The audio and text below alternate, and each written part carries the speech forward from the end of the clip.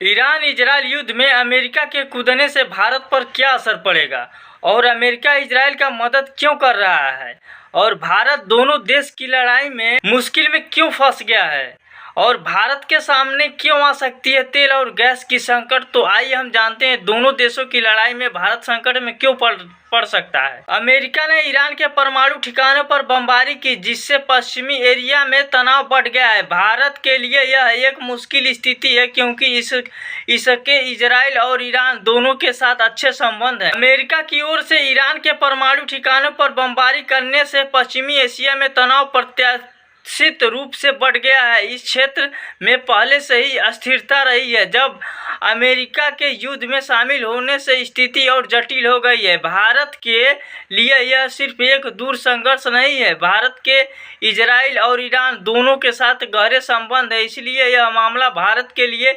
रणनीतिक, कूटनीतिक, आर्थिक और मानवीय हितों से जुड़ा है। भारत चाहकर भी इस संघर्ष से पूरी तरह से मुंह नहीं मोड़ सकता है और न ही इजराइल या ईरान इस कठिन समय में भारत से उम्मीद छोड़ने की स्थिति में। अमेरिका और इजराइल अब और भी करीब आ गए हैं। अमेरिका पहले इजराइल को खुफिया जानकारी और मिसाइल सुरक्षा प्रणाली से मदद करता था, लेकिन अब उससे ईरान के परमाणु ठिकानों पर हमला के लिए B-2 बमवर्षक विमानों का इस्तेमाल भी किया है। इससे पता चलता है कि अमेरिका सीधे तौर पर इजराइल को सैन्य मदद देने के लिए तैयार है।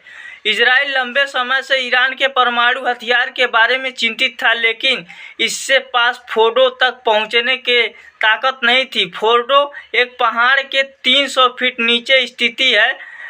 अमेरिका के हमले ने इजराइल को वह मौका दे दिया है जो वह सालों से चाहता था। सरसरी तौर पर देखें तो भारत एक मुश्किल स्थिति में फंस गया है।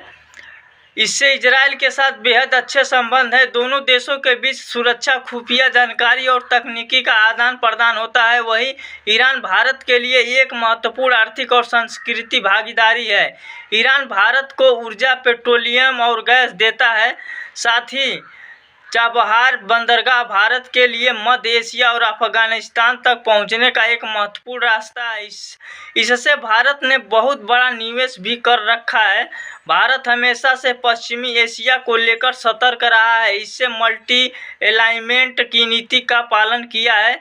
इसका मतलब है कि उससे इजराइल, ईरान, खाड़ी देशों और अमेरिका जैसे परस्पर प्रतिद्वंदी देशों के साथ संबंध बनाए रखे। लेकिन अमेरिका के इस संघर्ष में शामिल होने के से भारत को अपनी नीति पर फिर से विचार करना पड़ सकता है। ईरान ऐतिहासिक तौर पर सबसे अधिक कमजोर, दूसरी तरफ अमेरिका के लड़ाई में उतरते ही ईरान बहुत कमजोर हो गया है। एक हफ्ते में ही उसने सैकड़ों लोग मारे गए और उसके परमाणु ठिकानों पर हमला हुआ। 1979 की इस्लामिक क्रांति के बाद से ईरान इतना कमज़ोर कभी नहीं हुआ था। इसके क्षेत्रीय सहयोगियों हमास, हिजबुल्लाह और हुती को भी इजरायली हवाई हमलों से भारी नुकसान हुआ है। यहाँ तक कि ईरान के सुप्रीम लीडर खामेनेई भी पकड़ भी कमजोर होती दिख रही है। इस अंतर्राष्ट्रीय संकट से भारत को भी खतरा है क्योंकि खाड़ी और पूर्व मध्य में भारत के 80 लाख लोग से ज़्यादा नागरिक रहते हैं।